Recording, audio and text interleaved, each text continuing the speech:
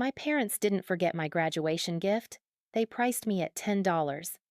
The envelope landed on my MIT dorm desk at 7:14 a.m. generic Hallmark, no name written. Inside, a Subway gift card. $10. Paper-clipped note in Dad's handwriting. Congrats. Your brother needed his London tuition $185,000. You understand. $10 for 4 years of engineering. By noon, I stood on Killian Court, gift card in hand, while 892 families celebrated around me.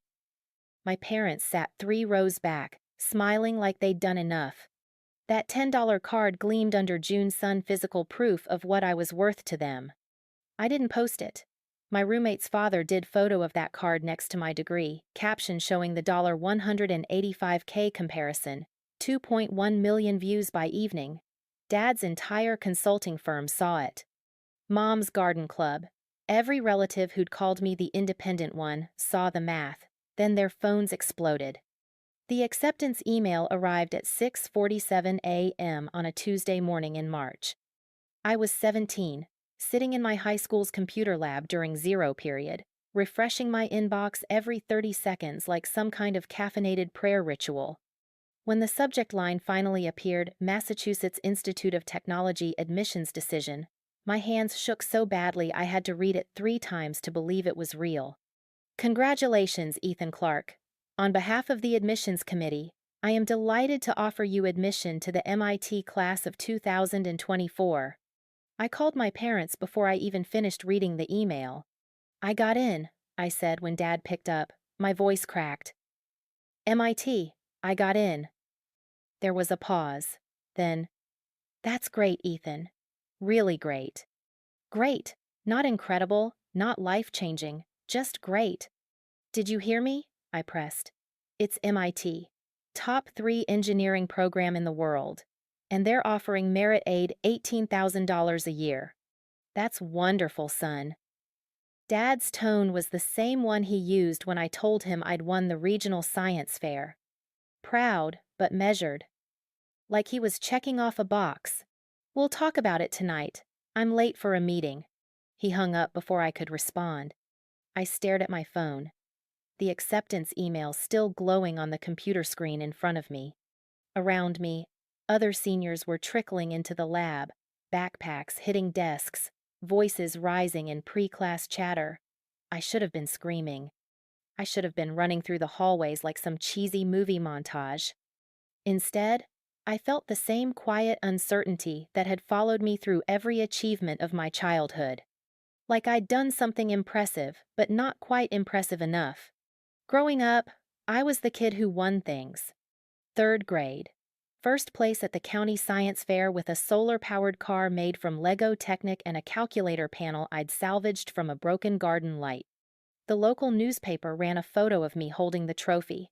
Gap-toothed grin, messy hair. 7th grade. Captain of the middle school robotics team. We placed 2nd at regionals, missed first by 3 points because our autonomous code glitched during the finals round. I cried in the bathroom afterward, convinced I'd let everyone down. Dad picked me up 2 hours late because he'd forgotten the competition ran past 5. High school. Valedictorian by junior year. National Merit Scholar. AP courses stacked so high my guidance counselor warned me about burnout. I didn't listen. I couldn't afford to. Because somewhere along the way, I'd absorbed a single, unshakable truth. Achievement was my currency in our family. Success was how I earned space. Trophies were proof I deserved attention. And my parents had always told me they valued success. We invest in winners, Dad used to say, usually at dinner when he was explaining why he'd just bought Derek a new laptop or signed him up for expensive travel soccer. Show us you're serious, and we'll support you. I showed them, over and over. Report cards with straight A's, scholarship applications submitted on time, recommendation letters from teachers who called me the most dedicated student I've ever taught. I thought I was doing everything right. I thought if I just worked hard enough, eventually I'd be the one they invested in. That night, I sat at the kitchen table with the MIT acceptance letter printed out, smoothed flat in front of me like a contract. Mom was loading the dishwasher. Dad scrolled through his phone, half listening. Derek, my younger brother, 16 at the time, sat across from me eating cereal straight from the box. So, I started, trying to sound casual. MIT sent a financial aid package. With the merit scholarship and grants, tuition is covered. I'd just need help with room and board, about $17,000 a year.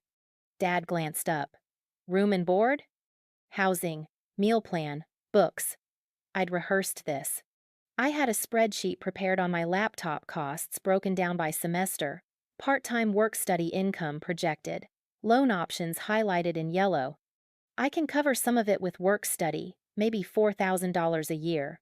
And I'll apply for outside scholarships, there are dozens I qualify for. That still leaves a gap, Dad said. About $13,000 a year. I swallowed. I know it's a lot, but it's MIT. It's everything I've worked for. Mom turned from the dishwasher, drying her hands on a towel. Ethan, we're proud of you. We are. But $13,000 a year for 4 years? That's over $50,000. I know, but you always said you'd invest in. We said we'd invest in success, Dad interrupted. Not that we'd hand you a blank check. I stared at him. This is success. It's MIT. It's also debt. He set his phone down, finally giving me his full attention. You're asking us to drain our savings for a degree you could get at a state school for a quarter of the cost. That's not smart planning, Ethan. That's entitlement. The word landed like a slap. Entitlement. Derek crunched his cereal, eyes flicking between us like he was watching a tennis match. I'm not asking you to drain anything, I said quietly. I'm asking for help. Partial help. I'll take loans for the rest. Loans you'll be paying off for a decade, Mom added, her voice soft but firm. We're thinking about your future, honey. We don't want you starting your career buried in debt. Then help me avoid that. My voice cracked. You just bought Derek a car. A $32,000 car. That was different, Dad said. Derek needed reliable transportation for his internship. He's 16. He works at a movie theater. He's building responsibility. I looked at Derek. He shrugged, shoveling another handful of cereal into his mouth. Look, Dad continued, his tone shifting to the one he used when a conversation was over. We'll think about it. But I'm not making promises. You've got other options, state schools, community college for 2 years, then transfer. You're smart, Ethan. You'll figure it out. He picked up his phone again. I sat there, acceptance letter still on the table, and felt the weight of what had just happened settle into my chest. I'd gotten into MIT, top 3 engineering program in the world, merit scholarship, financial aid package, and my parents had just told me to figure it out on my own. I went to MIT. I took out $32,000 in federal loans. I applied for 16 outside scholarships and won $7,000 total. I signed up for work study my first week on campus and got placed at the campus bookstore, stocking textbooks and ringing up engineering students who paid with their parents' credit cards. I worked 30 hours a week my entire freshman year.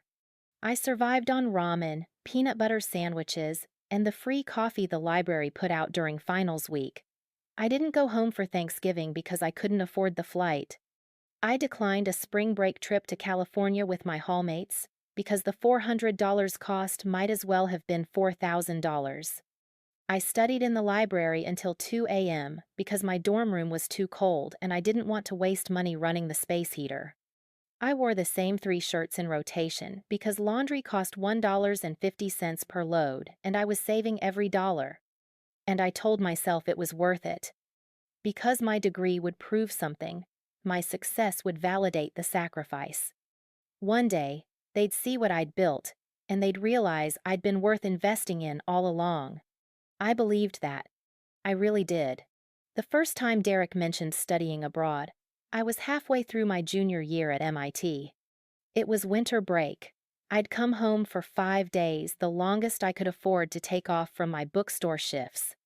I was sitting at the kitchen table working on a problem set for my thermodynamics course, surrounded by textbooks and empty coffee mugs, when Derek wandered in and dropped the bomb casually, like he was mentioning the weather. "I'm thinking about doing a gap year in Europe," he said, pulling a LaCroix from the fridge. "Maybe London. Study abroad thing. 2 years, probably." I looked up from my differential equations. "A gap year? You're still in high school." "After graduation, obviously." He rolled his eyes. "There's this program, University of London, King's College. Liberal arts, travel, internships. Sounds sick. Sounds expensive." He shrugged. "Mom and Dad are into it." I set my pencil down. "They're into it?" "Yeah. Dad's already looking at housing options. There's this flat in Kensington he found, walking distance from campus, near Hyde Park. Pretty nice." I stared at him. "Derek, do you have any idea how much that costs?" "Like $185,000 total, for both years." He said it so casually, like he was talking about buying a used car. "But Dad says it's an investment. You know how he is, experience is education, and all that." $185,000. I'd worked 30-hour weeks for 3 years. I'd eaten ramen until I got stress-induced stomach ulcers. I'd deferred a medical appointment sophomore year because the copay was $75 and I needed that money for textbooks. And my parents were about to drop $185,000 on my brother's European vacation. "That's not a gap year," I said quietly. "That's a trust fund trip." Derek took a long sip of his LaCroix. "Don't be bitter, man. It's not a good look." The favoritism wasn't new. It had always been there, woven into the fabric of our childhood so subtly that for years I thought I was imagining it. But once I started paying attention, the pattern became impossible to ignore. When Derek was 14, he wanted to join a travel soccer league. The fees were $8,000 a year, uniforms, travel costs, tournament entries. My parents signed him up without hesitation. That same year, I asked if they could help pay for an engineering summer camp at Carnegie Mellon, $3,200 for 2 weeks. They told me it was too expensive and suggested I find a local volunteer opportunity instead. When Derek turned 16, they bought him a car, a brand new Audi A4, leather seats, upgraded sound system, metallic blue paint, $32,000, financed over 5 years. When I turned 16, I got a used bike from Craigslist. $50. Dad made me pay him back. When Derek struggled in AP chemistry his junior year, they hired a private tutor, $120 an hour, twice a week. When I asked for help buying a graphing calculator for my Calculus BC exam, they told me to check if the school library had loaners. I kept a mental list. I didn't mean to, it just accumulated over the years, each small injustice stacking like sediment layers. Derek got spring break trips to Cancun. I got shifts at the movie theater. Derek got name-brand sneakers. I got whatever was on clearance at Marshall's. Derek got second chances, grace, understanding. I got lectures about responsibility and self-sufficiency. And the worst part? My parents never called it favoritism. They called it fairness. "Derek needs more support," Mom would say whenever I pointed out the disparity. "You've always been so independent, Ethan. You don't need us the same way he does." As if independence was something I'd chosen, rather than something I'd learned because asking for help never worked. The $185,000 was approved within a week. I found out at dinner. Not because anyone told me directly, because I overheard Dad on the phone with someone from the study abroad program, confirming the payment plan. 2 installments, Dad was saying, pacing in the hallway just outside the dining room.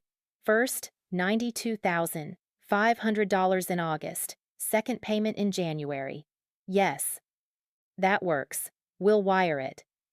I froze, fork halfway to my mouth. $92,500, first installment. I'd borrowed $32,000 total for 4 years at MIT. I'd worked myself to exhaustion to avoid taking more. And my parents were about to wire nearly six figures so Derek could spend a year taking photos in front of Big Ben and eating overpriced fish and chips in Kensington. When Dad came back to the table, I couldn't stop myself. "You're really doing this?" I asked. He looked at me, confused. "Doing what?" "Paying for Derek's London program. $85,000. "It's an incredible opportunity," Mom jumped in. "King's College has an amazing reputation. And the cultural experience living abroad at his age, that's something you can't put a price on." "You literally just put a price on it," I said. "It's $185,000. "Ethan." Dad's voice had that warning edge. "This isn't about you. I'm not trying to make it about me. I'm trying to understand how you can afford $185,000 for a gap year trip, but couldn't help with $13,000 a year for MIT. Those were different circumstances." "How?" "Because Derek's program is fully planned, structured. There's a clear ROI. Return on investment?" I interrupted. "Dad, I'm studying mechanical engineering at one of the top programs in the world. That's not an ROI?" "You're also taking on debt," Mom said softly. "We didn't want to enable that. We wanted you to learn financial responsibility." I laughed. I couldn't help it, it just came out, sharp and bitter. "Right. Financial responsibility. Is that what Derek's learning in his $5,000 a month Kensington flat?" "That's enough," Dad snapped. "We're not having this conversation." "We never have this conversation," I shot back. That's the problem. Derek, who'd been scrolling through his phone the entire time, finally looked up. "Dude, chill. You're being dramatic."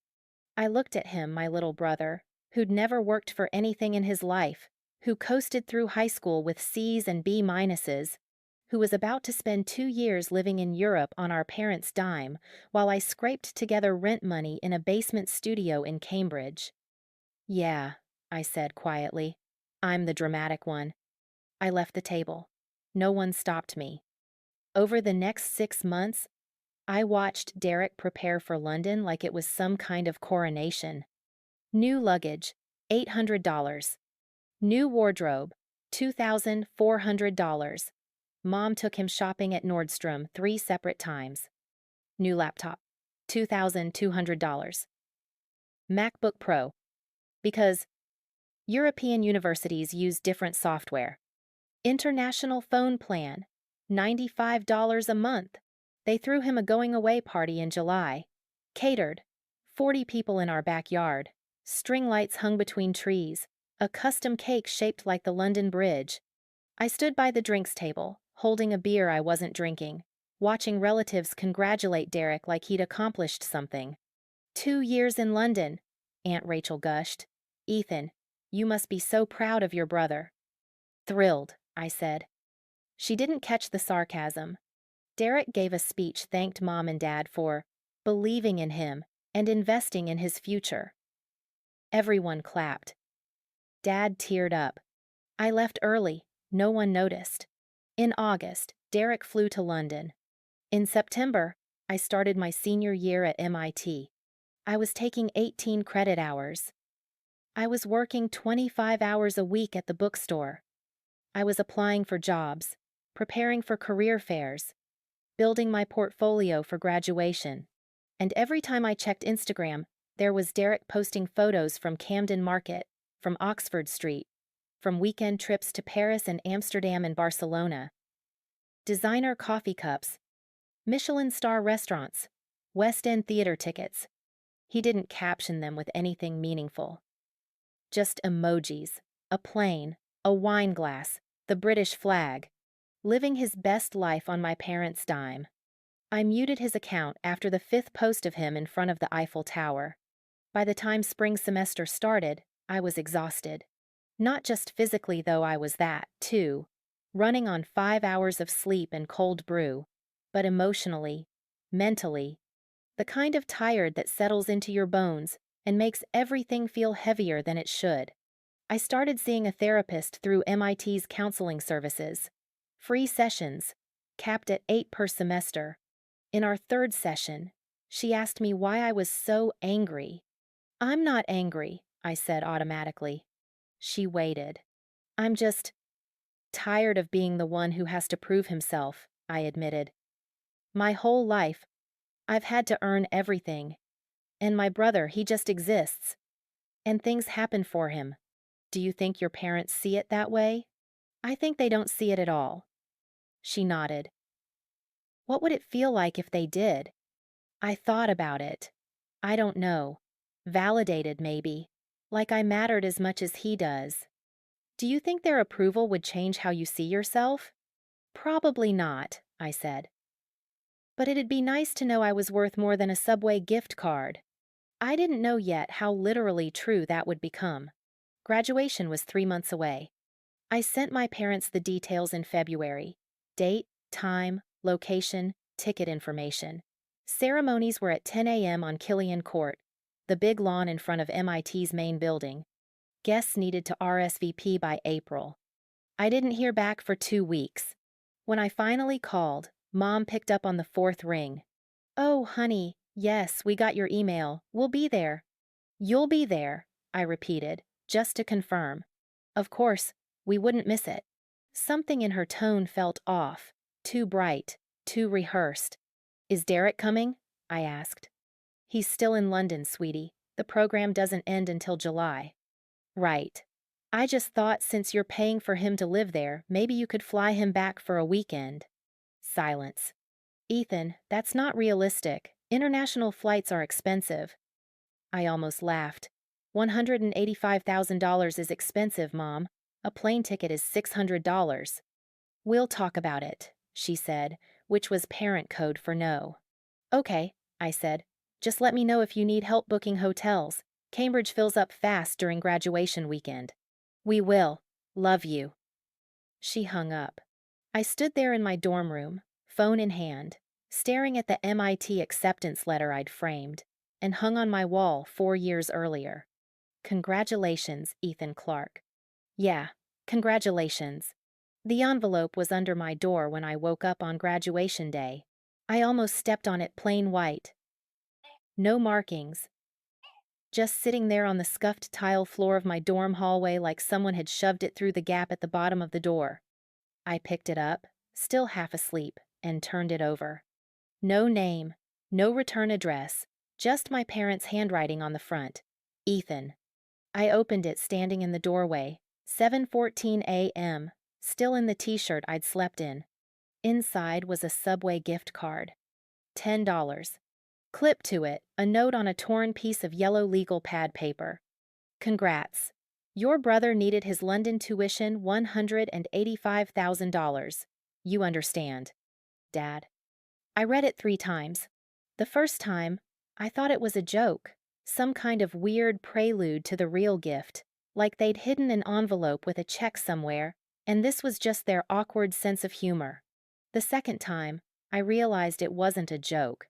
The third time, I felt something crack inside my chest, something that had been holding itself together for 4 years through 30-hour work weeks and ramen dinners and student loan statements that made my hands shake. $10. 4 years of mechanical engineering at MIT. 4 years of straight A's and sleepless nights and sacrifice they'd never witnessed because they were too busy funding my brother's European vacation. And they'd valued all of it at the cost of a foot-long sandwich. I stood there for a long time, gift card in one hand, note in the other, staring at my father's handwriting. You understand? Yeah, I understood. I got dressed like I was on autopilot. Black slacks, white button-down, cap and gown pulled from the plastic garment bag hanging on my closet door. My hands moved through the motions, buttoning, zipping, adjusting, but my brain felt like it was somewhere else. Watching from a distance, my roommate Jake knocked on my door at 8:30. You ready, man? He called through the door.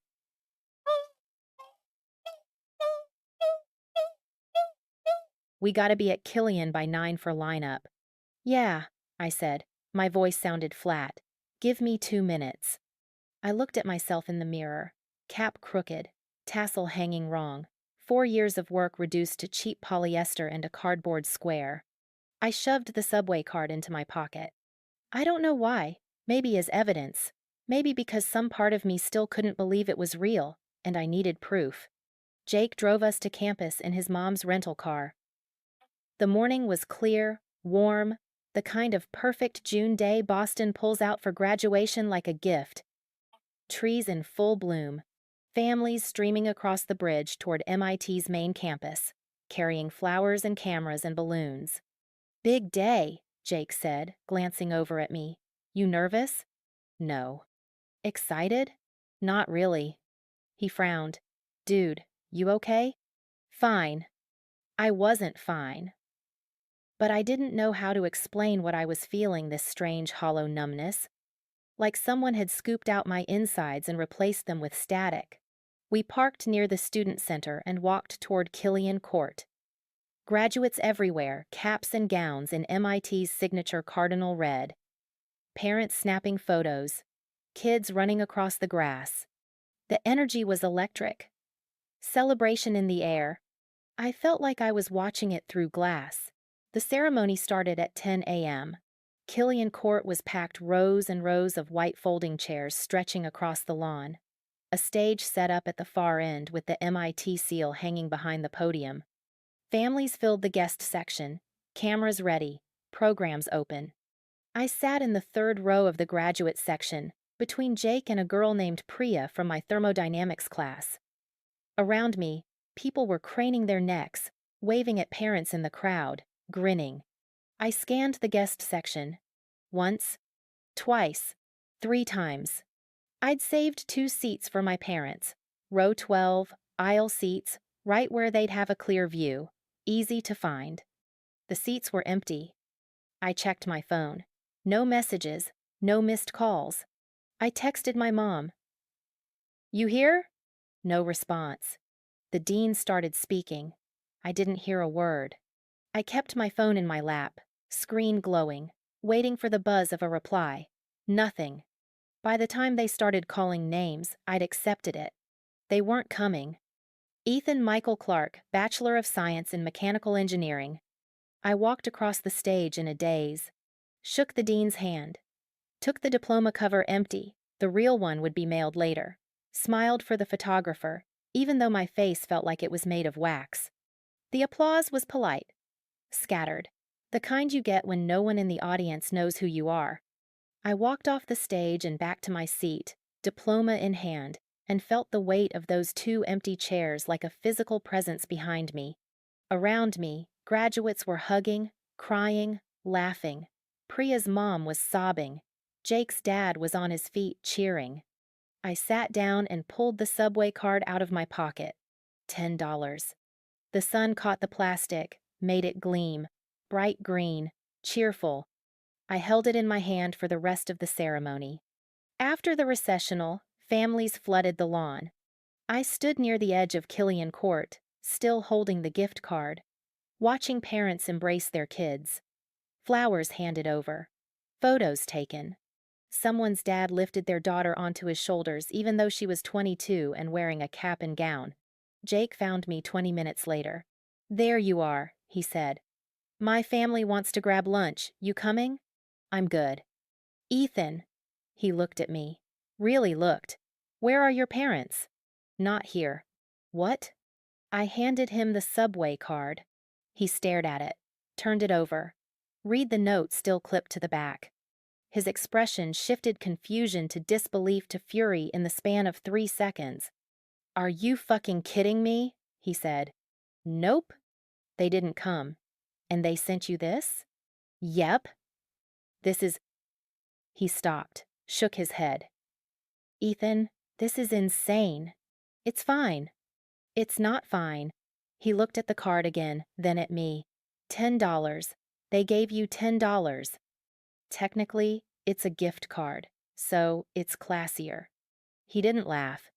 Behind us, someone's family was posing for photos, graduate in the middle, parents on either side, everyone grinning. I watched them for a moment, then looked away. Come on, Jake said. You're having lunch with us. My dad already bought you a sandwich. I can buy my own sandwich. I held up the gift card. I've got 10 whole dollars. This time, he did laugh, but it sounded wrong. Sad. We walked toward the parking lot, caps and gowns still on, the noise of the celebration fading behind us. I didn't look back.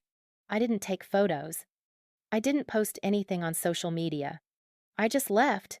But Jake's dad, Mr. Morrison, he took a photo. I didn't know it at the time. He was a lawyer, the kind of guy who noticed details, who documented things. And standing there on Killian Court, he'd seen me holding that subway card in the sun, surrounded by 892 celebrating families, and something about the image struck him. He pulled out his phone and took the picture. Me, in my cap and gown, holding a $10 subway gift card. My diploma tucked under my arm. Empty space behind me where my parents should have been. He didn't ask permission. He just took it. And that night after lunch, after the afternoon blurred into evening, he posted it. Not on his personal page, on a parents' group he ran for MIT families. A private group, maybe 300 members, all people who'd sent their kids to MIT and understood what that meant. The caption was simple. This young man graduated today with a degree in mechanical engineering from one of the best programs in the world. His parents gave him a $10 subway gift card and didn't attend. His brother is currently living in London on $185,000 of their money. If your kid ever doubts whether you value them, show them this. And then do better. He attached the photo. By midnight, the post had been shared outside the group. By 2 a.m., it was on Twitter. By morning, it had 2.1 million views. I didn't know any of this yet. I was in my dorm room, alone, staring at the subway card on my desk. My phone buzzed. I ignored it. It buzzed again and again. I picked it up. Texts from numbers I didn't recognize. Instagram DMs from strangers. An email from someone claiming to be a journalist. I opened Twitter. The photo was everywhere. Me, the card, the empty space, and underneath, thousands of comments. This is heartbreaking. I want to adopt him. What kind of parents do this? $185,000 for one kid and $10 for the other? That's not favoritism, that's cruelty. I scrolled. And scrolled. The post had been shared to a MIT alumni group, then a parenting forum, then a subreddit about family dysfunction. Someone had screenshotted my brother's Instagram, his London posts, the restaurants, the trips, and put them side by side with the photo of me holding the subway card. The comparison went viral. And somewhere in Connecticut, my parents' phones started ringing. The viral post died down after a week. The internet moved on. Twitter found a new outrage. Instagram shifted to someone else's drama. By the time I packed up my dorm room and moved into a basement studio in Cambridge, the photo of me holding that subway card had faded into the background noise of the algorithm. But the damage was done. Not to me. To them. I found out through my Aunt Rachel. She called me 3 days after graduation, voice tight with something between anger and vindication. "Your mother is furious with you," she said. I was carrying boxes up the narrow stairs to my new apartment, phone wedged between my shoulder and ear. "Furious with me? She thinks you orchestrated the whole thing, the photo, the post. She's convinced you're trying to humiliate her." I stopped on the landing. "Aunt Rachel, I didn't post anything." "I know that. I told her that, but she's not listening." Rachel sighed. "Your father had to take a leave of absence from work." Apparently, the photo made it to his firm's internal Slack. HR got involved. HR? Something about workplace reputation and ethics concerns. I don't know the details, but he's not going back until things cool down. I set the box down, leaned against the wall. My dad, the man who'd spent 30 years climbing the ranks at one of the top engineering consulting firms in the Northeast, was on forced leave because his colleagues had seen proof of what he'd done to me. "Good," I said. Rachel was quiet for a moment. "Ethan." "What?" My voice came out sharper than I meant it to. "You want me to feel bad? He gave me a $10 gift card, Aunt Rachel. He didn't come to my graduation. And now he's mad because people found out?" I'm not defending him. Her tone softened. I'm just telling you what's happening. Your mom's book club dropped her. 3 of her friends stopped responding to texts. She's spinning it like you're the villain. Of course she was. Because in their world, the problem wasn't what they'd done. It was that people knew about it. I tried to let it go. I moved into my studio. Started my job at a robotics startup in Kendall Square, entry-level mechanical engineer. $68,000 a year. Decent benefits. I bought furniture from IKEA. I set up a budget spreadsheet. I made loan payments. I tried to build a life that didn't revolve around my parents. But something kept nagging at me. It started small. A passing thought I couldn't shake. I was unpacking a box of old paperwork, financial aid documents, scholarship letters, bank statements from college when I found a folder labeled College Fund Info. I didn't remember putting it there. Maybe my mom had given it to me years ago, back when I was applying to schools. Inside was a printout from a Fidelity 529 account. I stared at it. A college fund? I'd never had a college fund. That was the whole point. That's why I'd taken loans, worked 30-hour weeks, survived on ramen, because there was no fund, no safety net. Right? I skimmed the document. Account beneficiary, Ethan Michael Clarke. Account balance as of May, 3 years earlier, $127,400. My hands went numb. $127,400. I read it again and again. The contributions went back 18 years. Monthly deposits, $500 a month, like clockwork, from someone named Margaret and Harold Clarke. My grandparents. They'd been putting money into this account since I was 3 years old, and I'd never known it existed. I called my grandparents that night. Grandma picked up on the second ring. Ethan, sweetheart, how are you? I'm okay. My voice felt strange, distant. Grandma, can I ask you something? Of course. Did you and Grandpa set up a college fund for me? Silence. Then, yes, we did. The confirmation hit harder than I expected. How much? I asked. We contributed $500 a month from the time you were born until you turned 18. So, a little over $100,000, I think? Plus interest. Why?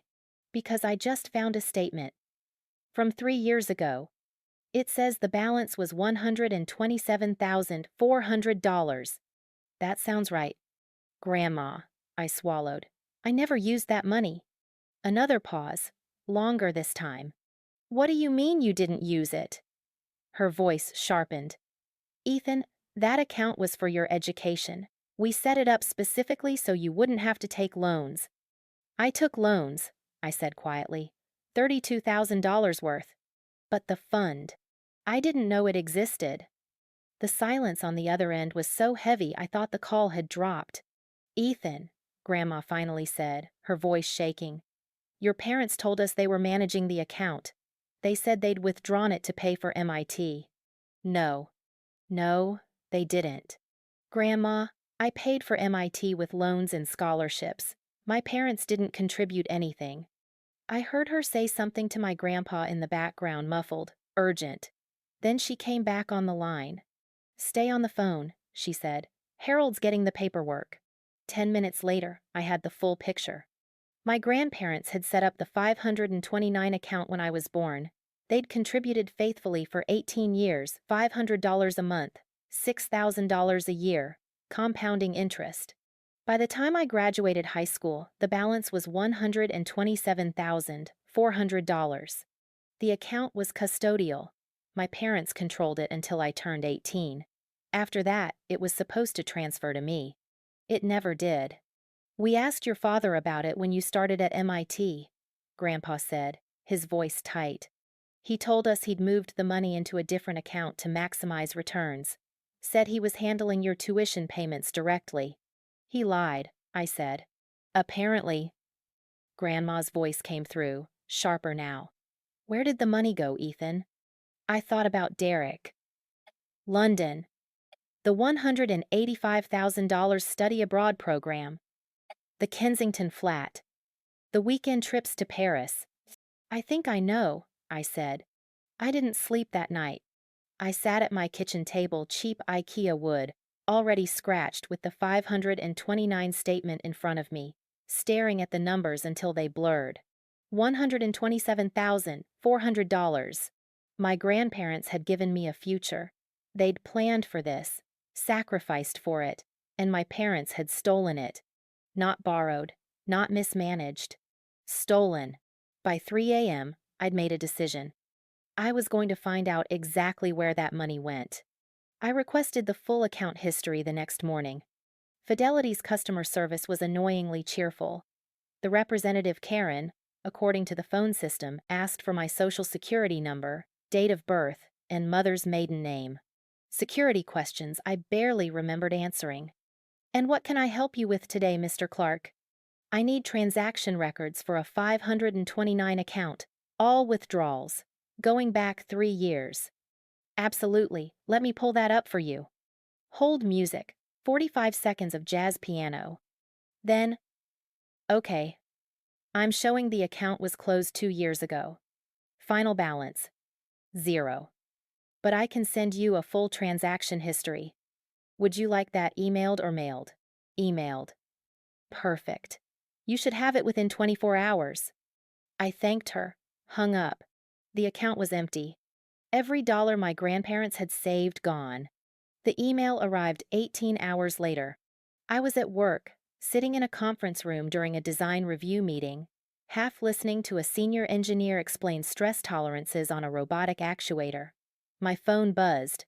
I glanced down. "Fidelity Investments. Your document is ready." I excused myself, walked to the bathroom, locked myself in a stall, and opened the attachment on my phone. 12 pages of transaction history. I scrolled to the withdrawals. The first one was dated September, 3 years earlier. $4,200. Memo. Educational expenses. September. My junior year at MIT. A month after Derek had started talking about studying abroad. The second. November. $8,100. Same memo. Third. January. $12,400. Fourth. March. $15,200. On and on. Monthly withdrawals, escalating amounts, spanning 24 months. I added them up on my phone's calculator. $94,200. They'd taken $94,200 from my college fund over the course of 2 years. My hands were shaking so badly I almost dropped my phone. I didn't go back to the meeting. I sat in that bathroom stall for 20 minutes, reading and rereading the statement, my brain trying to process what I was seeing. Every withdrawal was labeled educational expenses. Technically legal, technically within the rules of a 529 account, as long as the money was used for education. But it wasn't my education. It was Derek's. I pulled up my brother's Instagram, scrolled back 2 years, found the posts that lined up with the withdrawal dates. September 3 years ago. Derek in front of Buckingham Palace. Caption: London life starts now. November. A photo of Borough Market. Expensive cheeses, artisan bread, wine bottles. January. Paris. The Eiffel Tower lit up at night. March. A new MacBook Pro on a cafe table. Caption: Upgrade time. Every withdrawal matched a post. Every stolen dollar had funded a memory he'd never have to pay back. I screenshotted everything. By the time I left work, I had a plan. I went home, made a pot of coffee, opened my laptop. I created a spreadsheet. Column A, withdrawal date. Column B, amount. Column C, Derek's Instagram post from that week. Column D, what the money actually paid for, estimated. It took 3 hours. When I was done, I had a 24-month timeline of theft. Clear, detailed, undeniable. $4,200. Derek's first month rent in Kensington. $8,100. tuition deposit at King's College. $12,400. Spring break trip to Italy. Flights, hotels, dining. $15,200. Summer session fees, plus new laptop, plus designer clothes haul. On and on. I sat back, stared at the screen. This wasn't favoritism. It wasn't even neglect. It was fraud. I called my grandparents again. Grandma answered. Ethan, I got the account history. And they took $94,200 over 2 years. Every dollar went to Derek's study abroad program. I heard her breath hitch. Then, quietly, oh my God. Grandma, I need to know, did they have legal access to that account after I turned 18? No. Her voice was firm now, angry. Once you turned 18, the account was supposed to transfer to your name. Your father was supposed to file paperwork with Fidelity. If he didn't, I checked. The account stayed in his name as custodian the entire time. Then he stole from you, Ethan, legally. That's theft. I closed my eyes. I know. What are you going to do? Good question. I looked at the spreadsheet, the numbers, the evidence. I don't know yet, I said. But I'm not letting this go. That night, I couldn't stop thinking about the memo lines. Educational expenses. Technically true. The money had paid for education, just not mine. My parents had probably thought they were being clever, using a loophole, justifying it to themselves. It's still education. It's still our son. It's fine. But it wasn't fine. Because that money wasn't theirs to redirect. It was mine. My grandparents had saved it for me, for my future, and my parents had handed it to Derek like it was disposable. Like I was disposable. I thought about all the nights I'd worked at the bookstore, the meals I'd skipped, the medical appointments I'd avoided because I couldn't afford the copay. All of it unnecessary. If I'd had access to that fund, I wouldn't have needed loans. I wouldn't have spent 4 years exhausted and anxious and counting every dollar. I could have just been a college student, but they'd stolen that from me. Not just the money, the experience, the security, the belief that I was worth investing in. I opened my laptop, typed a name into Google, Attorney Family Theft, Massachusetts. Dozens of results, law firms, legal aid sites, articles about financial abuse. I clicked on the first one. I spent the next 3 days buried in research. Massachusetts law was clear. Custodial accounts like 529 seconds transferred legal ownership to the beneficiary at age 18.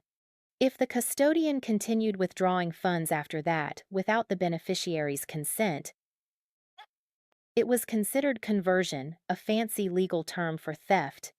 Penalties included repayment of stolen funds, interest, and in some cases, criminal charges. I read case studies, found precedents. One case in particular stood out. A father who'd used his daughter's college fund to pay off his own credit card debt. She'd sued. 1. He'd been ordered to repay $78,000 plus interest and legal fees. The daughter had been 23 when she filed, same age I was now. I bookmarked the case. But I needed more than legal theory. I needed proof of where the money had actually gone. The 529 withdrawals showed funds leaving the account, but they didn't show where they landed. For all I knew, my parents could claim they'd used the money for something else, home repairs, medical bills, anything. I needed the connection between the withdrawals and Derek's expenses. So I started building a timeline. I went back through 2 years of Derek's social media, Instagram, Facebook, Twitter, every post, every check-in, every tagged location. I cross-referenced dates with the 529 withdrawals. September 15, 3 years ago, withdrawal of $4,200. September 18, Derek posts a photo of his Kensington flat. Caption, first month in London. This place is unreal. Average rent in Kensington for a 1-bedroom, $4,000 month. Match. November 3, withdrawal of $8,100. November 10, Derek posts a photo from King's College. Caption: First day of class. Let's go. King's College tuition for international students, $8,000 semester. Match: January 22. Withdrawal of $12,400. January 28. Derek posts photos from Rome. 5-star hotel. Michelin star restaurant. Caption: Living my best life. Estimated cost of a week-long luxury trip to Rome: $10,000, $12,000. Match: Every withdrawal lined up. Every dollar traced back to something Derek had posted about, bragged about, documented. He'd been spending my future. And he'd been proud of it. By the end of the week, I had a 47-page document. Timeline, screenshots, bank records, Instagram posts, expense estimates, legal precedents. I called it the money trail. It was airtight. I saved 3 copies, one on my laptop, one on a USB drive, one in a cloud folder I shared with my grandparents. Then I sat back and stared at it. This was evidence. Real, actionable, undeniable evidence. The kind of thing that could hold up in court. The question was, did I want to take it that far? I called Aunt Rachel. She picked up on the first ring. Ethan, how are you holding up? I need advice. Okay. If someone stole from you, someone in your family, would you sue them? She was quiet for a moment. Then, is this about the college fund? Yeah. What did you find? I told her. All of it. The $127,400 my grandparents had saved. The $94,200 my parents had stolen. The 2-year timeline. Derek's posts. The legal definition of conversion. When I finished, she let out a long breath. Jesus, Ethan. I know. You have proof? 47 pages of it. And you're thinking about suing. I don't know. I rubbed my eyes. Part of me wants to. Part of me thinks it'll just make everything worse. Worse for who? For me, for the family, I don't know. Rachel was quiet again. Then she said, Ethan, I'm going to tell you something, and I need you to really hear me. Okay. Your parents aren't going to apologize. They're not going to suddenly realize what they did was wrong and make it right. People like that, they don't change. They double down. I thought about the viral post. My mom blaming me. My dad on forced leave, angry that people found out. You're probably right, I said. So, the question isn't whether suing will make things worse. The question is, do you want justice or do you want peace? Can't I have both? Not with them. I leaned back in my chair, stared at the ceiling. Justice or peace? I'd spent my whole life choosing peace. Staying quiet.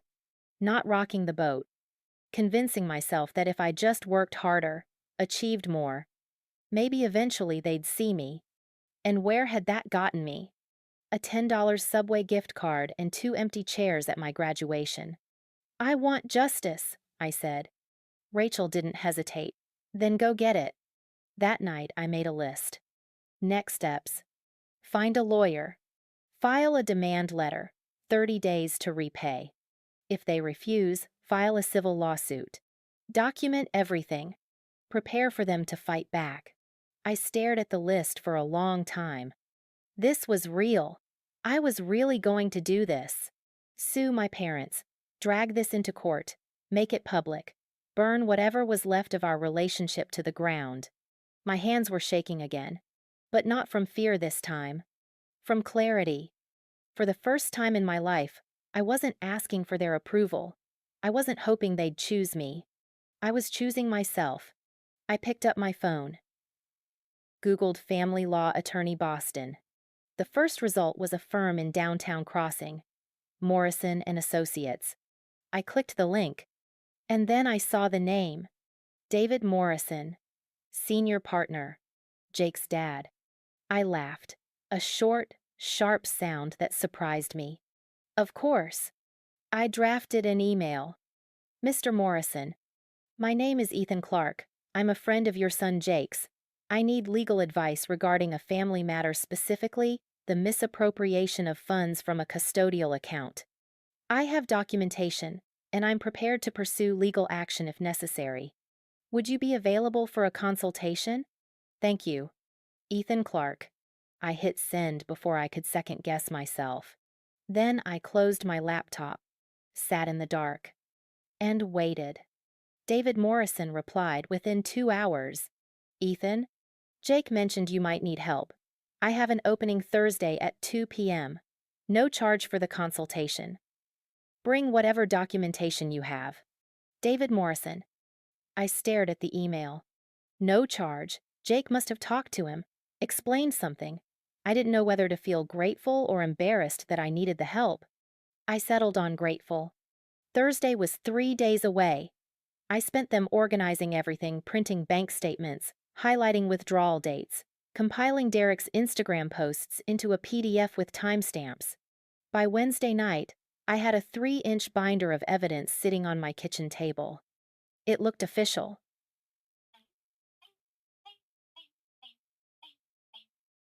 Like something that could actually win a case. Jake called me Wednesday night. Hey, he said. Dad told me you reached out. Yeah, thanks for that, by the way. I didn't know if... Don't thank me. He was pissed when I told him what happened. Jake's voice was tight. He wants to help. So do I. I don't need...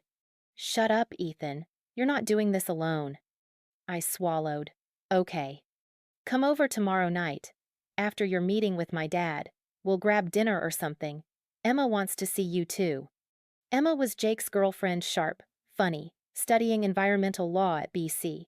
I'd met her a handful of times during senior year. She'd always been kind to me in that effortless way some people have, like decency costs nothing. I don't want to. You're not imposing, Jake interrupted. You're accepting help. There's a difference. I didn't argue. Thursday came. I met David Morrison at his office in downtown Crossing, a clean, modern space with floor-to-ceiling windows overlooking the financial district. His assistant offered me coffee. I declined. My hands were already shaking. Morrison appeared 5 minutes later, tall, mid-50s, graying hair. Suit that probably cost more than my monthly rent. He shook my hand firmly. Ethan. Good to meet you officially. You too. Thanks for seeing me. Jake speaks highly of you. He gestured toward his office. Come on back. I followed him into a corner office lined with law books and framed degrees. He sat behind a wide mahogany desk. I sat across from him, binder clutched in my lap like a lifeline. So, Morrison said, folding his hands, tell me what happened. I told him everything. The college fund, the $127,400, the withdrawals, Derek's study abroad program, the timeline I'd built, the 47-page document sitting in the binder on my lap. He listened without interrupting. Took notes. His expression stayed neutral, lawyer neutral, giving nothing away. When I finished, he leaned back in his chair. Can I see the documentation? I handed him the binder. He flipped through it slowly, page by page, bank statements, Instagram screenshots, the timeline spreadsheet, legal precedents I'd researched. 5 minutes passed, then 10. Finally, he looked up. This is excellent work, he said. Is it enough? It's more than enough. He tapped the binder. This is textbook conversion. Misappropriation of custodial funds. You have dates, amounts, clear evidence of where the money went. Frankly, this is one of the cleanest cases I've seen. Relief hit me so hard I felt dizzy. So I can sue them?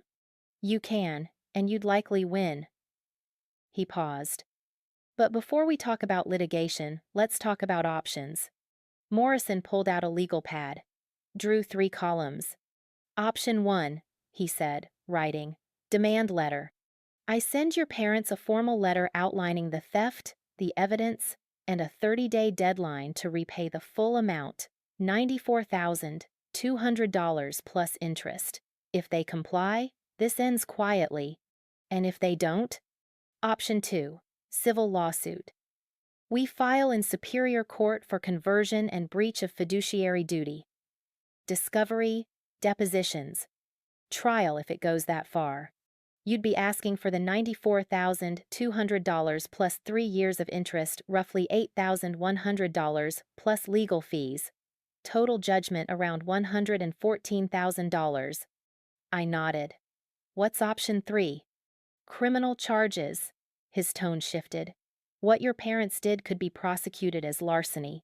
If the DA takes it, and with this evidence, your father could face felony charges. Felony, the word hung in the air. You don't have to decide that now, Morrison added quickly. But it's on the table, especially if they refuse to cooperate. I stared at the legal pad. 3 options, 3 ways this could go. What do you think I should do? I asked. Morrison set down his pen, looked at me directly. Honestly, start with the demand letter. Give them a chance to make this right without a court battle. Most people, when confronted with evidence this strong, will settle. They'll be embarrassed, angry, defensive, but they'll pay. And if they don't, then we go to court. And we win. He said it with such certainty that I almost believed him. One more thing, Morrison said. This will get ugly. Your parents will fight back, not legally. They don't have a case, but emotionally. They'll call you ungrateful, vindictive. They'll try to make you the villain. Family will take sides. You need to be ready for that. I know. Do you? He leaned forward. Because I've seen this before, Ethan. Adult children suing their parents. It's brutal. Even when you're right, especially when you're right, people will tell you to let it go. Forgive and forget. They'll say family is more important than money. It's not about the money, I said quietly. I know, but they won't see it that way. I thought about my mom's calls after the viral post. The accusations. The way she'd spun herself as the victim. I'm ready, I said. Morrison studied me for a moment, then nodded. Okay, let's do this. That night, I went to Jake's apartment in Alston. It was a cramped 2-bedroom he shared with Emma, cluttered with textbooks and takeout containers, and a couch that looked like it had survived 3 previous tenants. Emma answered the door, pulled me into a hug before I could say hello. We're so glad you're doing this, she said. Jake appeared behind her, grinning. Dad said your evidence was insane. Like, law school case study level. He said that? Verbatim. Jake handed me a beer. Come on. We ordered Thai. We ate on the couch pad Thai and drunken noodles straight from the containers. I told them about the meeting. The options. The demand letter Morrison was drafting. 30 days, Emma said. Think they'll pay? I don't know. I stabbed at a piece of chicken. Your dad thinks they will. My dad's seen a lot of cases, Jake said. He's usually right. And if he's not, then you take them to court.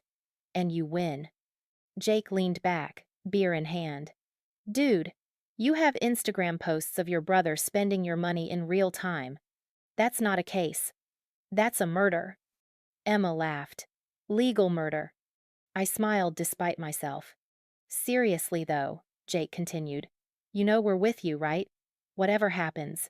You need a character witness, someone to testify, a place to crash. We're here. I'm not going to need a place to crash. You might, Emma said gently. If this goes public again, if your parents try to retaliate, we're just saying you're not alone. I looked at them. Jake, who'd been my roommate for 4 years, who'd let me borrow his car, split his meal plan, vouched for me to his dad. Emma, who barely knew me but was ready to stand in my corner anyway. Family wasn't blood. It was this. Thank you, I said. Jake raised his beer. To justice. Emma clinked her bottle against his. And to not letting assholes get away with it. I laughed. Raised my own beer. To not letting assholes get away with it. The demand letter went out on Monday. Morrison emailed me a copy before he sent it. I read it 3 times, sitting at my desk at work, heart pounding. Dear Mr. and Mrs. Clarke, This office represents your son, Ethan Michael Clarke, in a matter concerning the misappropriation of funds from a custodial 529 college savings account. Our investigation has revealed that between September 3 years ago and August 2 years ago, you withdrew $94,200 from an account established by Ethan's grandparents, Margaret and Harold Clarke, for the sole purpose of funding Ethan's education. These funds were not used for Ethan's benefit. Instead, evidence shows they were redirected to finance your younger son Derek's study abroad program in London, England. Under Massachusetts General Law, Chapter 260, Section 2A, this constitutes conversion, the unlawful taking of property belonging to another. Ethan is entitled to full restitution. We are providing you 30 days from receipt of this letter to repay the following. Principal, $94,200. Interest 3 years, at 3% annually, $8,478. Total, $102,678. Payment must be made in full via certified check or wire transfer by date. Failure to comply will result in civil litigation and potential referral to the District Attorney's Office for criminal prosecution. This matter can be resolved privately and quietly. We urge you to act accordingly. Sincerely, David Morrison, Esquire. Morrison and Associates. It was professional, precise, devastating. I approved it. Morrison sent it certified mail, signature required. Now we waited. My parents signed for the letter on Wednesday. I got the tracking notification on my phone while I was in a meeting. My stomach dropped. They had it. They were reading it right now. Seeing the evidence, the dollar amounts, the threat of criminal charges, I imagined my dad's face, red, furious. My mom's voice, shrill, defensive. I checked my phone every 10 minutes for the rest of the day. Nothing. No call, no text, no furious voicemail. Just silence. The call came Friday night. I was at home, heating up leftover pizza, when my phone buzzed. Unknown number. Boston area code. I answered. Hello? Ethan. A woman's voice. Not my mom. Older. Clipped. This is Sharon Levy. I'm an attorney, representing Richard and Linda Clarke. My parents had hired a lawyer. Okay, I said carefully. I've reviewed the demand letter from David Morrison. My clients dispute the allegations. Dispute? They acknowledge withdrawing funds from the 529 account. However, they maintain that those funds were used for legitimate family expenses and that they intended to repay Ethan once Derek's program concluded. I laughed. Couldn't help it. Intended to repay me? That's correct. With what?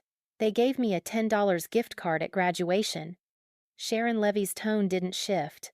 My clients are prepared to offer a settlement, $30,000, paid over 12 months. In exchange, you sign a release waiving all claims. $30,000? It's a generous offer, Mr. Clarke. They stole $94,200. Your generous offer is less than a third of what they owe. Your characterization of the withdrawals as theft is inaccurate. No, it's not. They're custodial funds. I was 18. They had no legal right to touch that money without my permission. Silence on her end. Then, we're willing to negotiate. But litigation will be costly and time-consuming for both parties. A settlement avoids that. Tell them no, I said. Full repayment $102,678, or we go to court. Mr. Clarke. 30 days. The deadline stands. I hung up. My hands were shaking again, but not from fear. From anger. They thought $30,000 would make me go away. They thought I'd take a fraction of what they owed and be grateful for it. Like I'd spent my whole life being grateful for scraps. Not anymore. I called Morrison, told him about the settlement offer. He laughed. $30,000? That's insulting. That's what I said. Good, means they're scared. His tone shifted to business mode. They hired Sharon Levy. She's decent family law specialist, usually handles divorces, but she's out of her depth here. This isn't a negotiation, it's a math problem, and the math is on our side. So, what happens now? We wait out the 30 days. If they don't pay in full, we file the lawsuit. Discovery starts, depositions, trial date set.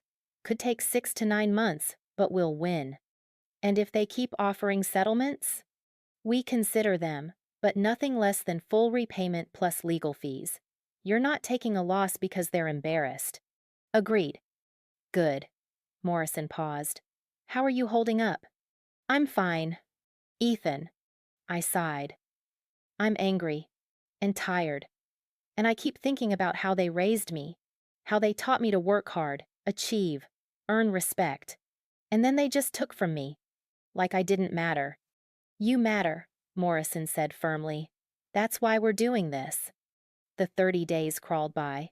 I kept working, kept going to the gym, kept pretending my life was normal. But every night, I came home and added to the case file. More evidence, more documentation, more proof. I pulled my credit report. No surprises my parents hadn't opened fraudulent accounts in my name. Small mercy. I requested records from MIT's financial aid office, verified that my parents had never contributed to tuition, room, or board. Not a single dollar. Every cent had come from loans, scholarships, or my work-study paychecks. I documented my living expenses during college, rent receipts, grocery receipts, bank statements showing $200 grocery budgets, and $50 emergency funds. I even found old text messages, conversations with my mom where I'd asked for help and been told no. Me, Mom, I need to see a doctor. I think I have strep throat. Mom, can it wait until winter break? Copays are expensive. Me, it's been 4 days. I can barely swallow. Mom, try gargling salt water. You'll be fine.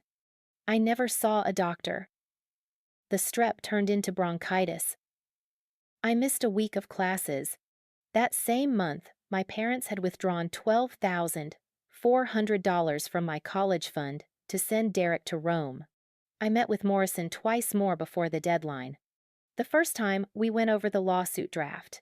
15 pages, legal terminology I barely understood. But the core was clear. Conversion, breach of fiduciary duty, unjust enrichment. If they don't pay by the deadline, we file this, Morrison said. Superior Court, Suffolk County, public record. Public record? Yep, anyone can look it up. Court filings are public unless sealed, and there's no reason to seal this. I thought about that. My parents' names, my name, the stolen $94,200, all of it searchable online. Good, I said. Morrison smiled. I was hoping you'd say that. The second meeting was a prep session. If this goes to trial, you'll testify, Morrison explained. The judge will want to hear directly from you, your experience, the impact, so let's practice. He asked me questions, simple ones at first. When did you first learn about the 529 account? After I graduated, I found the statement in some old paperwork. How did that make you feel? Confused. Then angry. Then, I stopped. Betrayed. Like everything I'd believed about my family was a lie. Good, that's honest. Use that. Then harder questions. Your parents claim they intended to repay you. Do you believe that? No. Why not? Because if they'd intended to repay me, they wouldn't have given me a $10 gift card at graduation. They would have told me about the fund. They would have apologized. They've done none of that. Morrison nodded. What about your relationship with your brother? Do you blame him? I hesitated. Did I? Derek hadn't stolen the money. He'd just spent it. Did that make him complicit or just oblivious? I don't know, I said honestly. He benefited from the theft. But I don't think he asked for it. My parents gave him everything. He just took it. Fair answer, Morrison said. Judges appreciate nuance. By the end of the third week, I had a file cabinet's worth of evidence. Bank statements, text messages, Instagram archives, MIT financial aid records, expense reports, legal precedents, character references from Jake, Emma, my grandparents, even a professor who'd written me a recommendation letter. Morrison reviewed it all, called it overkill in the best way. Most plaintiffs show up with a bank statement and a story, he said. You've built a prosecutable case. If they fight this, they'll lose. Badly. What are the odds they fight it? He shrugged. 50-50. Pride makes people stupid. But their lawyer knows they don't have a case. Sharon Levy's smart enough to advise them to settle. And if she does, then we negotiate final terms and close this out. I nodded. But part of me, a small, angry part, hoped they'd fight. Because I wanted a judge to say it, out loud, in a courtroom. Your parents stole from you, and you were right to hold them accountable. The deadline was a Tuesday. I took the day off work. Sat at home. Watched my phone.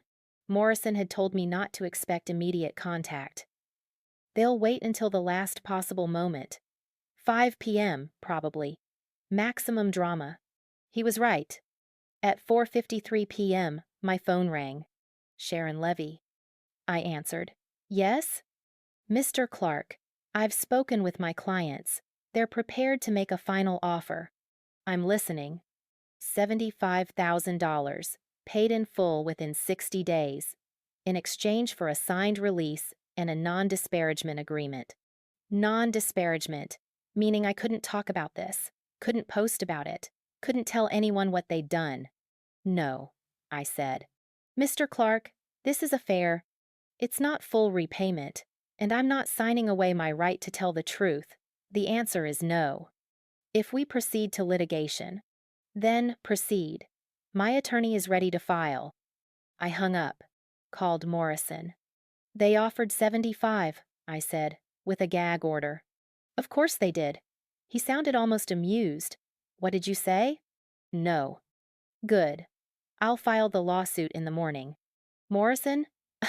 Yeah? Thank you for all of this. Don't thank me yet, he said. We're just getting started. The lawsuit was filed on Wednesday morning. Morrison called me at 9:47 a.m. It's done. Case number 2024CV033341, Clarke v. Clarke, public record as of 10 minutes ago. I was at my desk at work, staring at CAD drawings I wasn't processing. How long until they find out? They'll be served by Friday. But the filing is searchable online now. If anyone looks up your parents' names, they'll see it. Good. Ethan. Morrison's tone shifted. They're going to retaliate. Not legally, they can't. But emotionally, calls, messages, family pressure. Are you ready? I've been ready for months. Okay, I'll start discovery requests. Bank records, email correspondence, anything that shows intent. We're building an airtight case. What about a trial date? Probably 6 to 8 months out, but most cases settle before trial. Once they see what we have in discovery, they'll fold.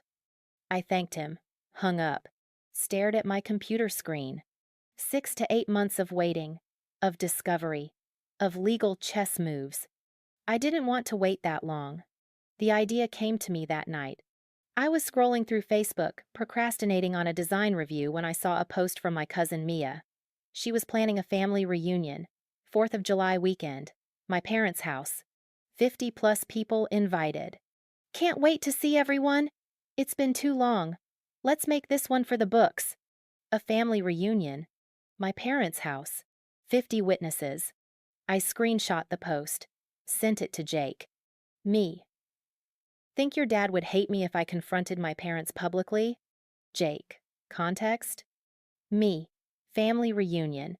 July 4th. 50+ people. I show up with evidence. 3 dots appeared. Disappeared. Appeared again. Jake. My dad would say it's a terrible legal strategy. Me. And what would you say? Jake. I'd say it's iconic. Do it. I called Morrison the next day. I want to confront them, I said. In person, at a family event. Silence. Then, Ethan, that's a bad idea. Why? Because it's emotional. Unpredictable. You don't control the outcome. In a courtroom, we control the narrative. We present evidence methodically. A judge rules. It's clean. I don't want clean, I said. I want them to face what they did. In front of everyone. So, they can't spin it. Can't make me the villain. They'll try anyway. Let them. I have proof. Morrison sighed. If you do this, it could complicate the case. Anything you say can be used in court. If you lose your temper, make threats. I won't. You say that now. I mean it. I paused. Look, I appreciate everything you're doing. The lawsuit, the discovery, all of it. But I need this. I need to look them in the eye and tell them I know what they did. And I need other people to hear it. Another long pause. If you're going to do this, Morrison finally said, do it smart. Write a script. Stick to facts. No emotion. Present the evidence. Let it speak for itself. I can do that. And record it. Audio or video. If things go sideways, we'll need documentation. Okay. Ethan? Yeah? Don't do anything that'll make me regret helping you. I smiled. I won't. I spent the next 2 weeks preparing. I created a presentation. PowerPoint.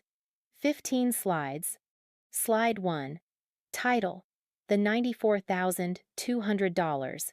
Question. Slide 2. The 529 account. Balance history: $127,400. Contributed by my grandparents.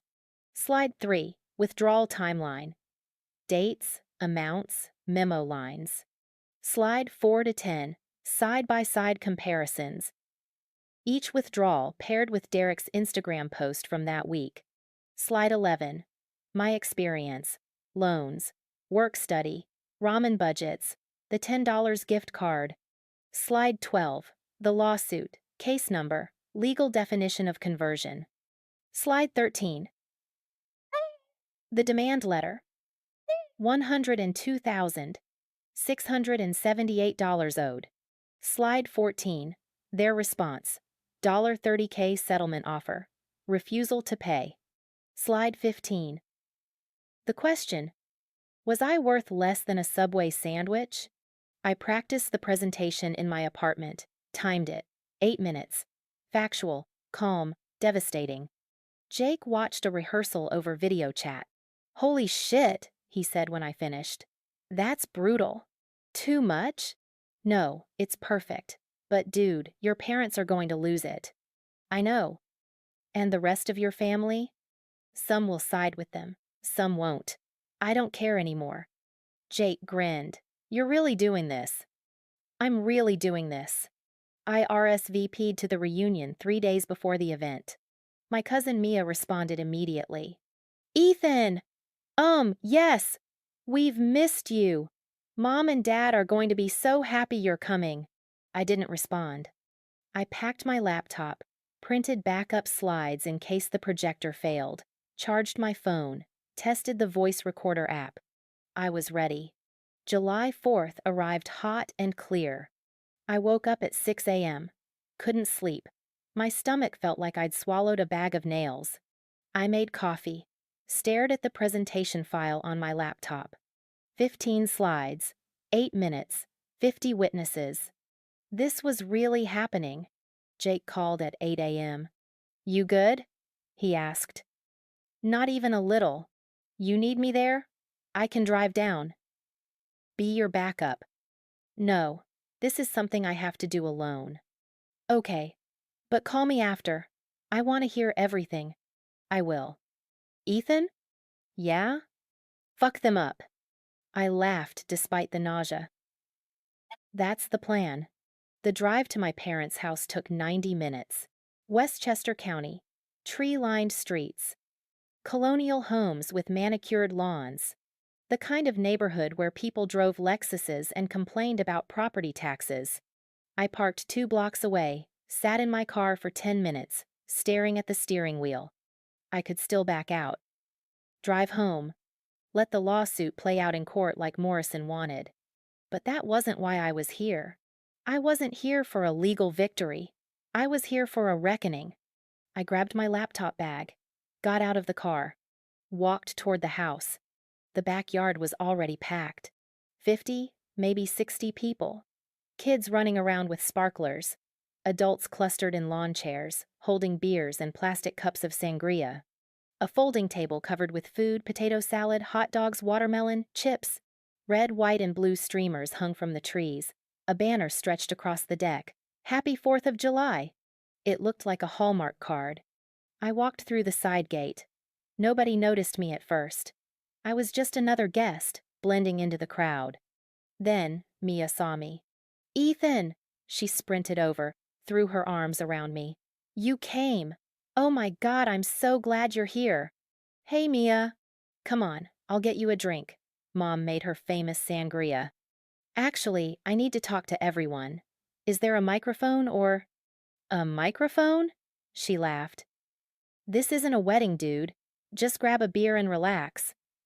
I spotted the projector. My dad used it for backyard movie nights. It was set up near the deck, pointed at a white screen hung between 2 trees. Perfect. "I need to borrow that projector," I said. Mia frowned. "Why?" "I have something I need to show everyone." "Ethan, what?" "Just trust me." She looked at me for a long moment, then nodded slowly. "Okay. But if this is some weird slideshow of your vacation photos, I'm throwing you in the pool." "It's not vacation photos." I walked toward the deck.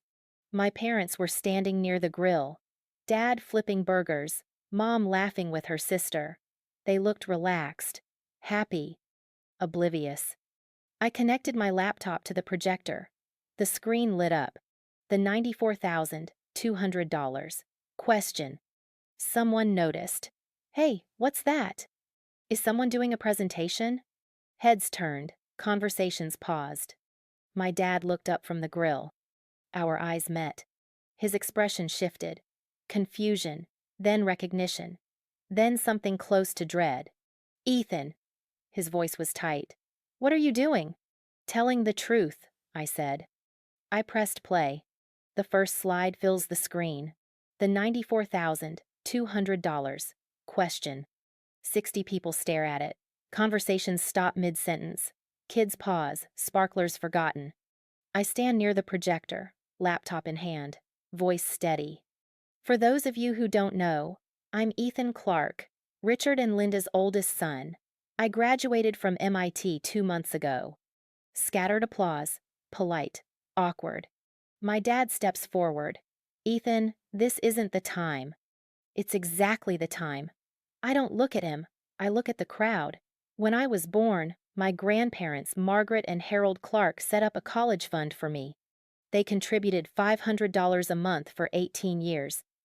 By the time I graduated high school, the account had $127,400. Next slide. The 529 statement. Balance, highlighted in yellow. Murmurs ripple through the crowd.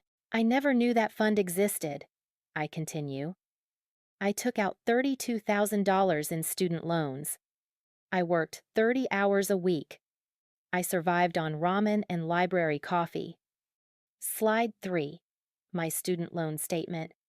$32,000 principal. $6,400 interest accrued. Meanwhile, over the course of 24 months, my parents withdrew $94,200 from my college fund. Slide 4. Withdrawal timeline. Dates. Amounts. Memo.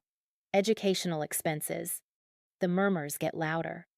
They told my grandparents the money was going to my tuition. It wasn't. Next slide. Derek's Instagram post. September, 3 years ago. Buckingham Palace. Caption, "London life starts now." It went to my brother Derek's study abroad program. $185,000 total. funded almost entirely by my college fund. Slide after slide. Withdrawals paired with Instagram posts. $4,200, Kensington flat. $8,100, King's college tuition. $12,400, weekend trip to Rome. The crowd is silent now, staring. Some people pull out phones, recording. My dad's face is red. Ethan, stop this right now. No. My voice doesn't waver. You had 30 days to make this right. You refused, so now everyone gets to know. Next slide. The $10 Subway gift card, photographed in harsh light. This is what they gave me at graduation. $10. No apology, no explanation. Just this card and a note that said, "Your brother needed his London tuition. You understand." Someone gasps. I don't know who. Do you understand? I ask the crowd. My grandparents saved $127,400 for my future. My parents stole $94,200 of it, and they thought $10 was enough to cover 4 years of engineering school. My mother steps forward, voice shrill. This is inappropriate, Ethan. We're your parents. You're thieves. The word lands like a gunshot. How dare you? How dare you? I turn to face her. You raised me to work hard, achieve, earn respect, and then you stole from me. You funded Derek's vacation while I ate ramen and skipped doctor's appointments because I couldn't afford the copay. We were going to pay you back, Dad shouts. When? I pull up the next slide. The demand letter. $102,678 owed. 30-day deadline. You hired a lawyer. Offered me $30,000. Less than a third of what you stole. When exactly were you planning to pay me back? Silence. That's what I thought. Next slide. The lawsuit. Case number. Legal terms highlighted. Conversion. Breach of fiduciary duty.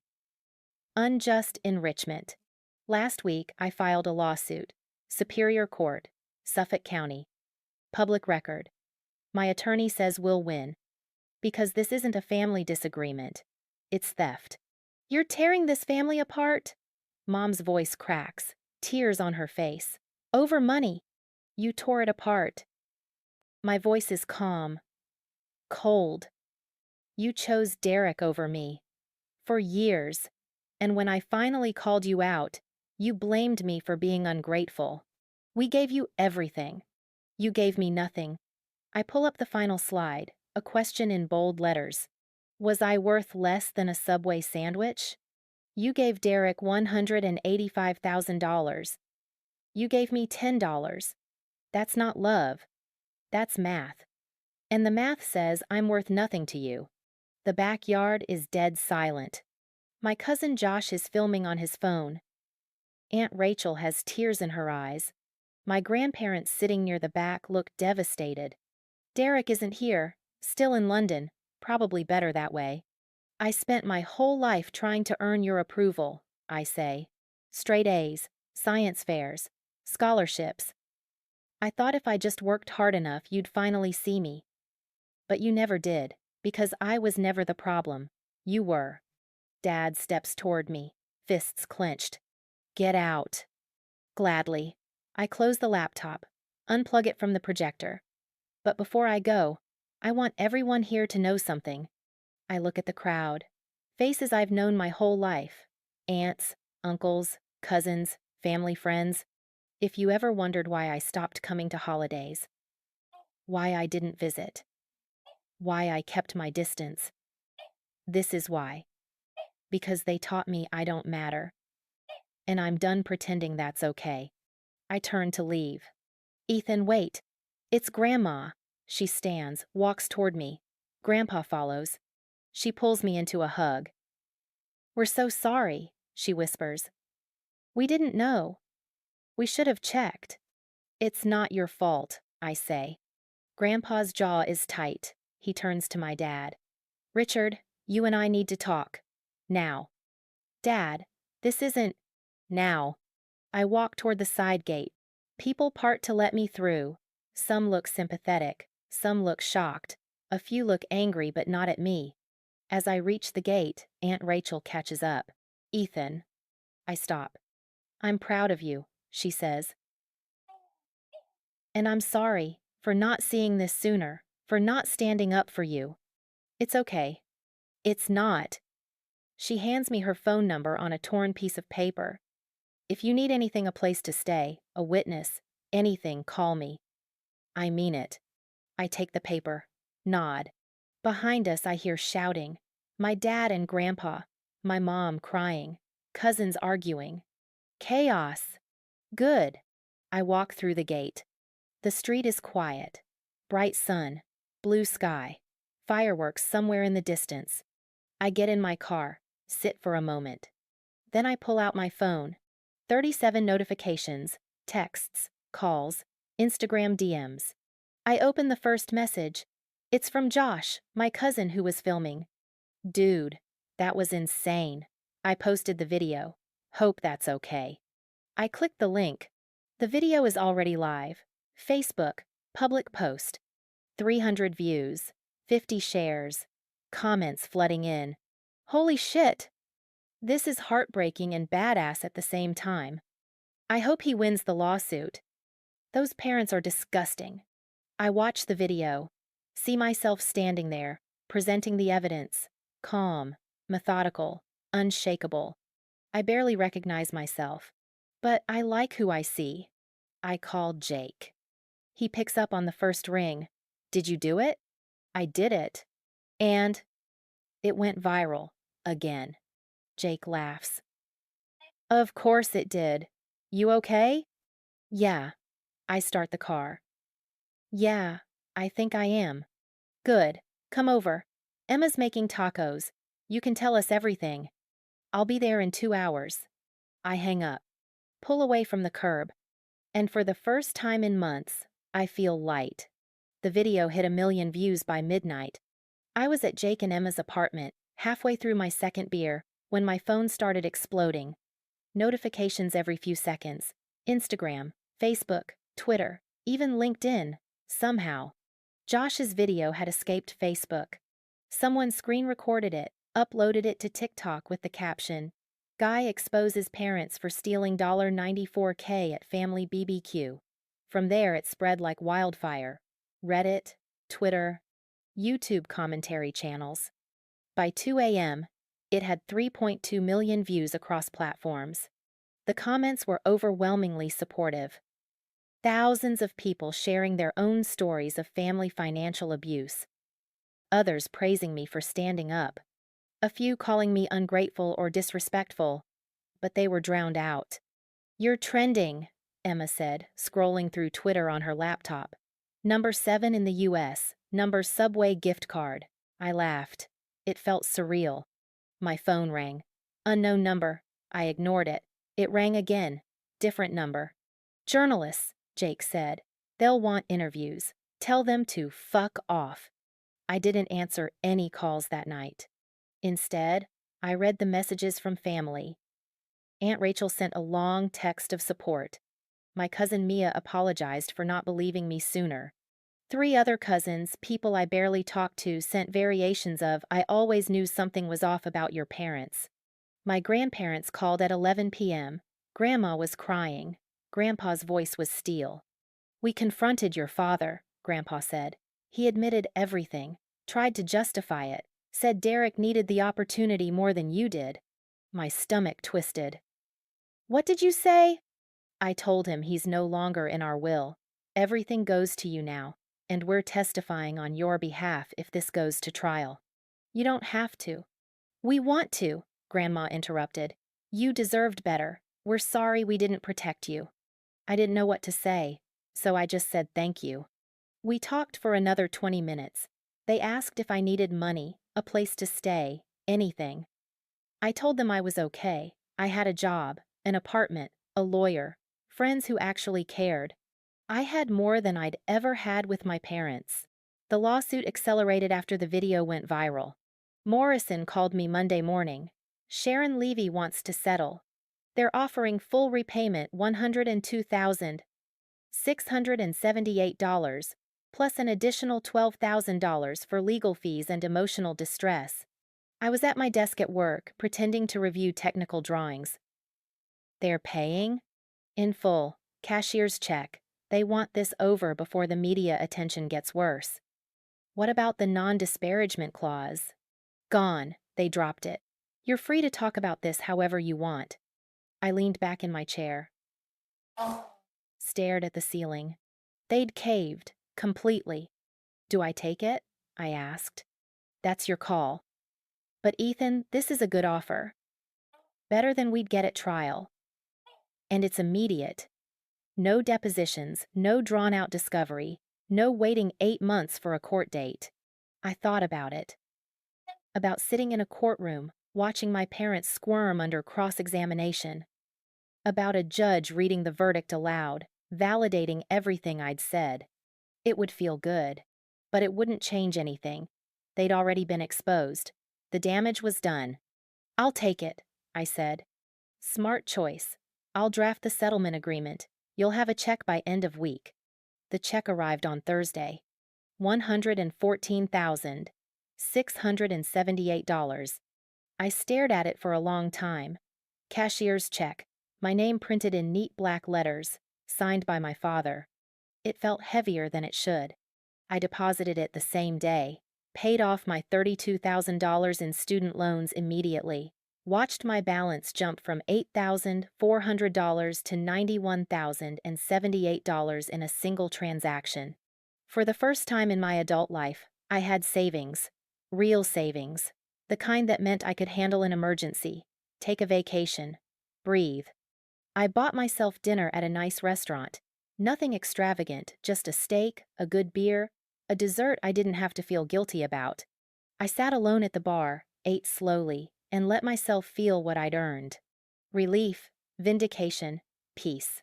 But the money wasn't the real victory. The real victory was watching my family fracture along moral lines. My grandparents made good on their promise. They rewrote their will, $400,000 estate. All of it to me. Derek was removed entirely. My parents weren't even named as executors anymore. Aunt Rachel was. When my parents found out, they tried to contest it, hired another lawyer, claimed undue influence. The lawyer took one look at the case, the theft, the viral video, the settlement, and told them they didn't have a prayer. Grandma and Grandpa were of sound mind. They had every right to distribute their estate however they wanted. And they wanted it far away from the people who'd stolen from their grandson. My parents dropped the challenge within 2 weeks. The family split was swift and brutal. Aunt Rachel cut contact with my parents entirely, stopped inviting them to holidays, blocked them on social media. When my mom tried to call her, Rachel sent a single text. "You stole from your son and lied to your parents. I have nothing to say to you." My cousin Mia did the same. So did Josh, and 2 other cousins from my dad's side of the family. By August, my parents had lost half their extended family. They tried to spin it, posted vague Facebook statuses about being betrayed by people we trusted, and family turning their backs in hard times. The comments were mostly sympathetic at first until someone linked Josh's video. Then the comments turned. "You stole from your kid. That's not a hard time. That's a crime. Maybe don't fund one son's European vacation with another son's college money." The real betrayal is what you did to Ethan. My mom deleted the posts within hours, deactivated her Facebook account a week later. My dad's LinkedIn went dark around the same time. Someone had sent the video to his professional network. Colleagues started distancing themselves. His forced leave from the engineering firm became a quiet resignation. He got a new job by September, smaller firm, $70,000 pay cut, no leadership role. Mom picked up part-time work at a boutique, retail, folding clothes, the kind of job she used to look down on. Their lives didn't collapse, but they shrank, considerably. Derek came back from London in October. His study abroad program had revoked his scholarship after the video went viral. Apparently, King's College didn't love being associated with a family theft scandal. He lasted another 2 months on my parents' dime before they ran out of money. He moved back into their basement, got a job at Target, deleted his Instagram. I learned all this through Mia. She'd run into him at a grocery store, said he looked miserable and angry. He tried to blame you, she told me over coffee. Said you ruined his life by airing family business. I didn't ruin his life, I said. Our parents did. He just benefited from it. I told him that. He didn't want to hear it. I wasn't surprised. Derek had spent his whole life being handed things. He'd never had to face consequences, and now that he couldn't process it as anything other than someone else's fault. I didn't feel bad for him, but I didn't hate him either. He was a product of our parents' choices. Spoiled, entitled, unprepared for a world that didn't revolve around him. In a way, they'd failed him too, just differently. By the time winter rolled around, the dust had settled. My parents and I hadn't spoken since the 4th of July. No calls, no texts, no attempts at reconciliation.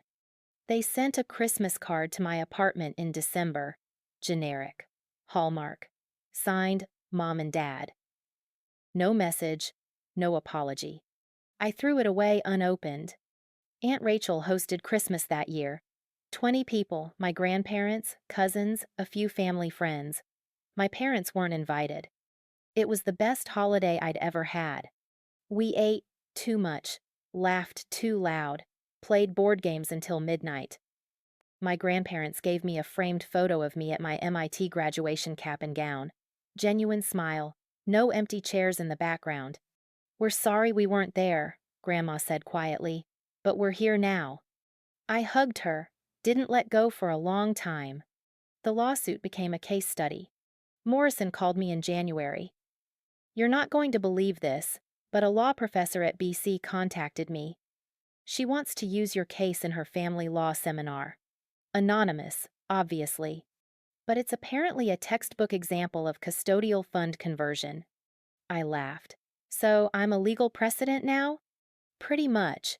You should be proud. You held people accountable who thought they were untouchable. I just wanted them to pay me back. And they did, with interest and public humiliation. That's a clean win, Ethan. It was. But the real win wasn't the money or the case study or the viral video. The real win was waking up every morning and not feeling like I owed anyone anything. Not my parents, not my brother, not the version of myself who spent 4 years trying to earn love through achievement. I was free. It's been 3 years since that 4th of July barbecue. I'm 27 now, still working at the robotics startup in Kendall Square, but I'm a senior engineer now, lead on a project designing adaptive prosthetics for kids. It's meaningful work, the kind that makes the late nights worth it. I make $95,000 a year, got promoted twice, have a patent pending on a sensor calibration system that could change how prosthetics respond to muscle movement. MIT invited me back last year to speak at an alumni event. I stood on a stage in Killian Court, the same lawn where I'd graduated, with a $10 gift card in my pocket, and talked about resilience and self-worth and building a life that doesn't depend on other people's approval. The applause felt different than it did at graduation. This time, I believed I'd earned it. My financial life is unrecognizable. The $91,078 I had left after paying off my loans became $140,000 through careful investing and consistent saving. I bought a 1-bedroom condo in Somerville. Paid $60,000 down, 3.2% mortgage rate, locked in before prices skyrocketed. I have a 6-month emergency fund, a Roth IRA, a vacation budget that actually gets used. Last summer, I went to Japan for 2 weeks, stayed in nice hotels, ate at expensive restaurants, didn't check my bank account once. It felt surreal, like I was living someone else's life. But it was mine, built by me, funded by justice. My relationship status is complicated in the best way. I met Sarah 2 years ago. She's a high school chemistry teacher, patient, funny, completely unimpressed by my engineering talk. We met through Aunt Rachel, who taught at the same school. Our first date was coffee that turned into a 4-hour conversation about family dysfunction and terrible reality TV. I told her about my parents on the second date. Showed her the video on the third. She didn't flinch. They stole from you, and you held them accountable, she said. That's not drama, that's self-respect. I knew then I'd marry her someday. We're not engaged yet, but we've talked about it. She's met my grandparents, Aunt Rachel, Jake, and Emma. She fits into the family I've built, the one based on respect, not obligation. She's never met my parents. And she never will. My grandparents are the biggest part of my life now. We have dinner every Sunday, sometimes at their place, sometimes at mine. We cook together, watch old movies, talk about everything and nothing. They're in their 80s now. Grandpa's health is declining, diabetes, heart issues, but he's stubborn as hell. Refuses to slow down. I want to see you settled before I go, he told me last month. Happy, successful, living the life we saved for. I am, I said. Thanks to you. He squeezed my hand. Didn't say anything. Didn't need to. They're leaving me $400,000 when they pass. I don't think about it often, it feels morbid, but when I do, I feel grateful. Not for the money, but for the message. You mattered. You always did. I haven't spoken to my parents in 3 years. Not a word. Not a text. No attempts at reconciliation from either side. I know they're still in Connecticut. Still together.